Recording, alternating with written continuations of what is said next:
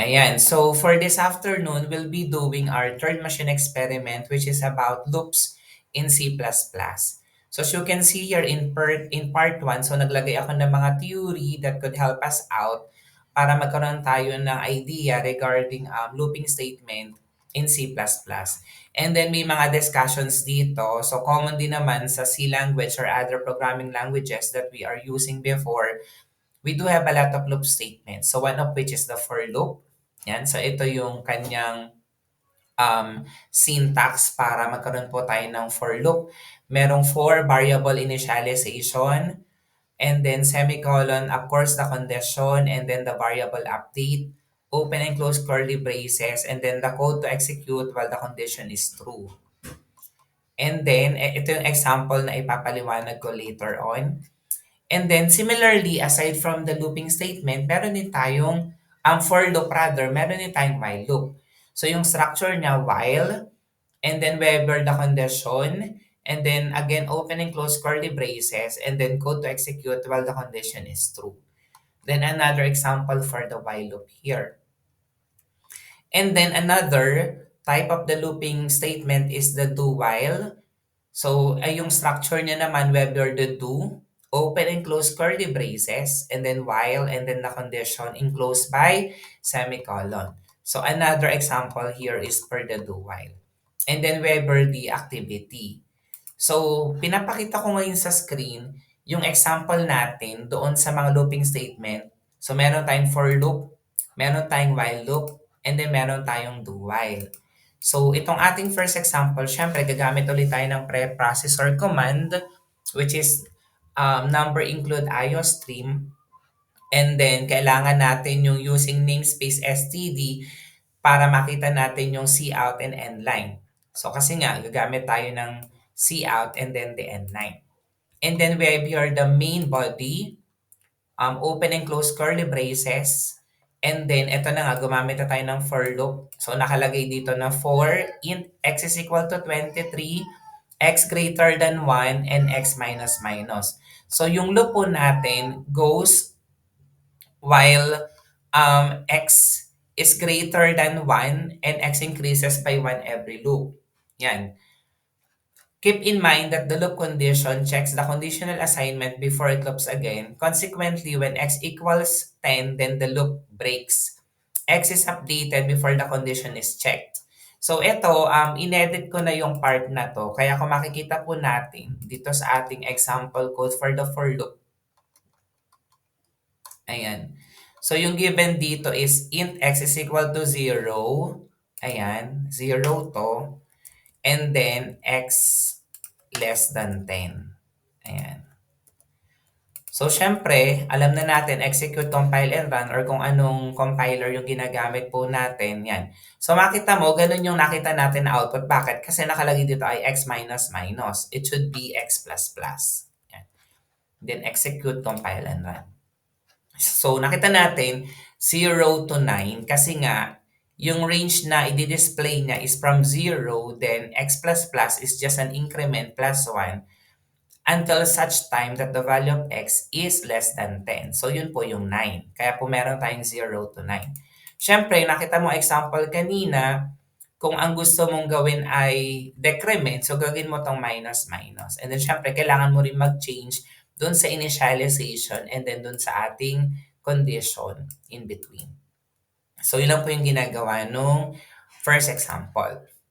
Pangalawang example po natin here, ganun uli, kailangan uli natin ng preprocessor command, kailangan uli natin ng using namespace std, then whether the main function, and then this time, nag-initialize tayo, nag-declare tayo ng variable x of data type int, and then yung initial value niya ay 10. Then sabi dito, while x greater than 0, so yung x referring here to the initialized value of x which is 10. So habang ang value daw ng 10 and ng x ay greater than 0, so gagawin niya to.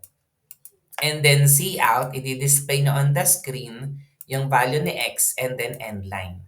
So ito namang x minus minus, syempre decrement, update x so the condition can be met eventually. Then cin.get para magstay on the screen yung ating output. So of course, we can execute, compile, and run. Then yun. So, nag-start tayo with 10. And then, syempre, nag-end tayo with 1. Syempre, pwede mo siyang gawing 20. Yan. Execute, compile, and run.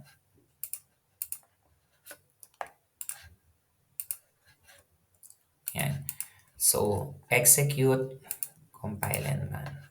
Ayan. So, 20 to 1. Yung third example natin is, this time, doing naman do while. So, ganun ulit ang first parts. So, this time, so, ang ginawa naman dito, dineclare natin si x as data type int, and then yung initial value na x ay 0, then meron tayong do while here. Gagawin niya tong statement na to habang yung x ay hindi equal sa 0. So, nakalagay dito, hello world is printed at least one time even though the condition is false. So, i-display niya lang sa screen yung hello world and then i-retain niya lang yun sa screen gamit yung cin.get. So, ito makita natin, hello world. Ayan. So, balik ngayon tayo dun sa ating activity. So, now that I discussed to you the examples, these are the tasks that you needed to do for this afternoon. Yung una, you have to design a program that will output your name. Kailangan ma-display yung pangalan mo on the screen 10 times. So, since by pair po kayo, pwedeng dalawang version ng code yung gawin mo or ipagsamahin mo na lang sa isang code yung ating gagawin na i-display na pangalan on the screen na 10 times. Design a program 3 times, once with each looping method. So, ibig sabihin, kailangan ko ng tatlong method. Gamit ang for loop, gamit yung while, gamit yung do while. Pangalawa, design a program that counts from 1 to 12. Output the values on a separate line for each. Ibig sabihin, every new line, and include a message of your choice when the count is 3 and a different message when the count is 8. Diba, di-display mo siya from 1 to 12. So, kapag ang count mo na daw ay 3, meron siyang message na di-display on the screen. And then, kapag 8 na yung count natin, ganun din, meron din siyang i-display message on the screen. Pangatlo, design a program that counts from 1 to 100 and then outputs only those values between 32 and 39. 1 to align, and then you have to use the incrementing operator for this program. Nakita natin from items 2 onwards, hindi naman kailangan na tatlong looping method yung gagamitin. Pwedeng isa lang po, pili ka lang doon. Yung number 3, hindi mo naman kailangan na i-display yung 1 to 100, kailangan mo lang ma-display yung values 32 hanggang 39. Pero kailangan mo siyang i-loop from 1 to 100. Yung item number 4 is to design a program that counts from 1 to 10, then output the count and its square for each count. So, cumulative. Kailangan i-display mo yung count niya and then yung square root ng each cumulative count. Number 5, design a program that will compute the sum of 1 to 200 and then display the output. And then number 6, design a program that will compute the sum of 1 plus 1 half plus 1 third plus 1 over terms where the term is specified by the user. Ibig sabihin, you'll be asking the user to input the term. Then, yung summation po natin ng fraction will depend on the term inputted by the user. And then yung item number 7 po natin, design a program that will compute and accept 12 numbers from the user. Then you have to get the average and simply display the output. So as usual, kailangan uli natin screenshot yung code along with the simulation results. Yun yung ilalagay natin sa results and discussion and provide a conclusion. Yung first part natin is about program specification. Then kung gusto mo maglagay ng theory, optional po yon. And then submit po uli natin sa classwork. Again, one member per pair yung kailangan mag-submit nating experiment number 3. Thank you.